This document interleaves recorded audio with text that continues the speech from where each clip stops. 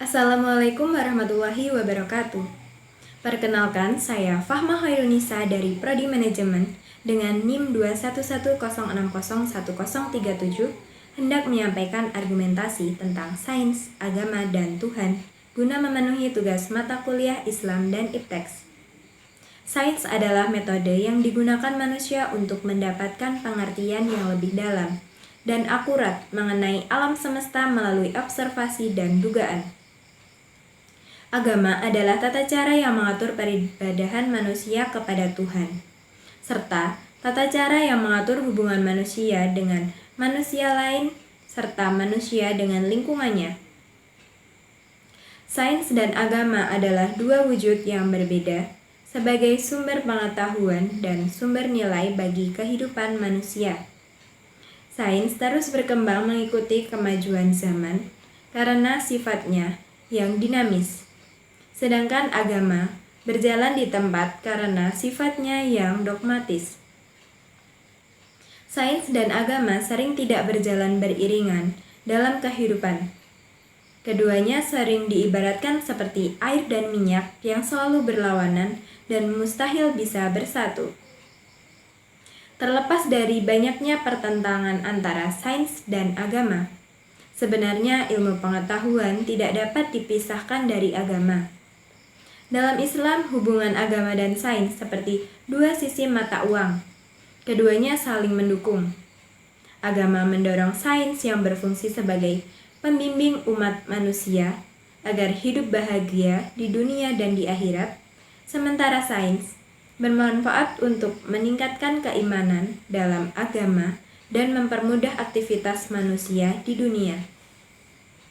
Oleh karena itu, umat Islam perlu memahami hubungan di antara keduanya. Al-Quran sebagai sumber rujukan utama bagi umat Islam dan segala pengembangan ilmu pengetahuan merupakan sumber utama orang Islam tentang keterpaduan ilmu pengetahuan dan agama. Al-Quran dalam hubungannya dengan ilmu pengetahuan mendorong manusia untuk menggunakan akal pikirannya serta menambah ilmu pengetahuan dengan cara menjadikan observasi atas alam semesta sebagai alat untuk mempercayai teori ilmiah baru. Dalam materi pembelajaran dibahas mengenai evolusi sains dalam masyarakat kuno. Pada masa lalu, orang hanya mengandalkan mitos-mitos yang diwariskan secara turun-temurun untuk menjelaskan gejala-gejala alam. Manusia memberikan sesaji kepada para dewa atau dewi agar mereka memberikan panen yang berlimpah atau agar tidak marah melalui pemberian penyakit atau bencana kepada manusia. Meskipun begitu, ternyata penyakit selalu bermunculan dan gagal panen masih sering terjadi. Orang-orang menganggap bahwa mitos tidak lagi relevan. Akhirnya mereka melakukan pengamatan terhadap alam. Kemudian mengenai sains dan agama di abad pertengahan. Setelah runtuhnya kerajaan-kerajaan kuno, kekuatan agama kembali muncul dalam bentuk yang berbeda. Agama-agama baru itu dibawa oleh para nabi. Para pengikutnya semakin berkembang dari generasi ke generasi sampai sekarang.